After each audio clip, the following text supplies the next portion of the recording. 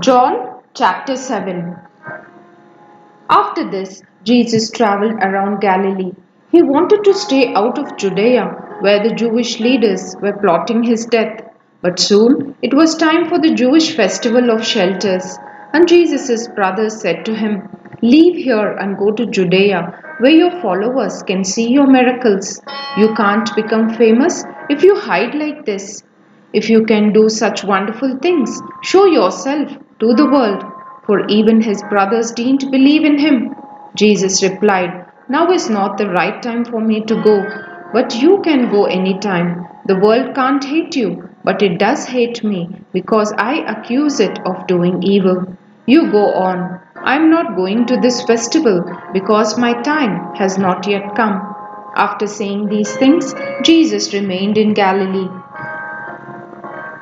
But after his brothers left for the festival, Jesus also went, though secretly, staying out of public view. The Jewish leaders tried to find him at the festival and kept asking if anyone had seen him. There was a lot of grumbling about him among the crowds. Some argued, "He is a good man," but others said, "He is nothing but a fraud who deceives the people." But no one had the courage to speak favorably about him in public, for they were afraid of getting in trouble with the Jewish leaders. Then, midway through the festival, Jesus went up to the temple and began to teach. The people were surprised when they heard him. "How does he know so much when he hasn't been trained?" they asked. So Jesus told them, "My message is not my own. It comes from God who sent me. Anyone who wants to do the will of God will know whether my teaching is from God or is merely my own. Those who speak for themselves want glory only for themselves, but a person who seeks to honor the one who sent him speaks truth, not lies. Moses gave you the law, but none of you obeys it. In fact, you are trying to kill me." The crowd replied, "You are demon possessed. Who's trying to kill you?" Jesus replied, "I did one miracle on the Sabbath, and you were amazed. But you work on the Sabbath too, when you obey Moses' law of circumcision. Actually, this tradition of circumcision began with the patriarchs long before the law of Moses. For if the correct time for circumcising your son, falls on the Sabbath, you go ahead and do it so as not to break the law of Moses. So why should you be angry with me for healing a man on the Sabbath? Look beneath the surface so you can judge correctly."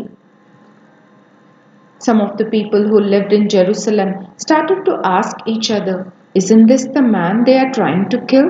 But here he is, speaking in public, and they say nothing to him. Could our leaders possibly believe that he is the Messiah? But how could he be? For we know where this man comes from. When the Messiah comes, he will simply appear.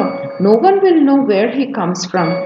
While Jesus was teaching in the temple, he called out, "Yes, you know me, and you know where I come from. But I am not here on my own. The one who sent me is true, and you don't know him. But I know him because I come from him, and he sent me to you." Then the leaders tried to arrest him, but no one laid a hand on him because his time had not yet come. Many among the crowds at the temple believed in him.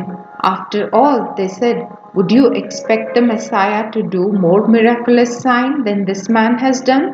When the Pharisees heard that the crowds were whispering such things, they and the leading priests sent temple guards to arrest Jesus.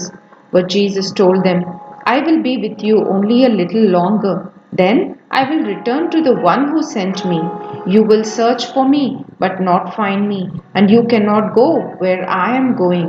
The Jewish leaders were puzzled by this statement. "Where is he planning to go?" they asked. "Is he thinking of leaving the country and going to the Jews in other lands? Maybe he will even teach the Greeks. What does he mean when he says, 'You will search for me, but not find me, and you cannot go where I am going'?" On the last day, the climax of the festival, Jesus stood and shouted to the crowds, "Anyone who is thirsty may come to me. Anyone who believes in me may come and drink. For the scriptures declare, rivers of living water will flow from his heart."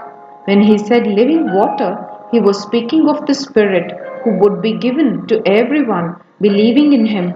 But the Spirit had not yet been given because Jesus had not yet entered into his glory. When the crowds heard him say this, some of them declared, "Surely this man is the prophet we have been expecting."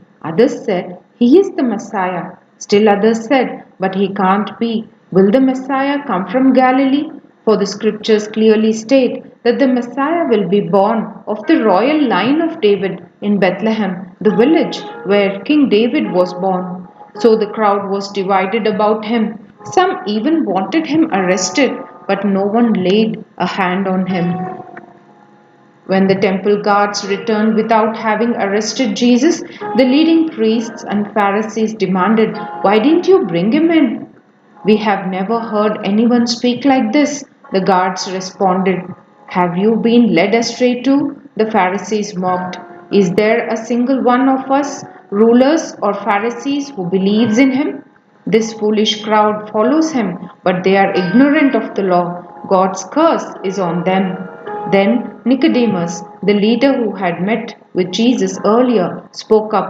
"Is it legal to convict a man before he is given a hearing?" he asked. They replied, "Are you from Galilee too? Search the scriptures and see for yourself.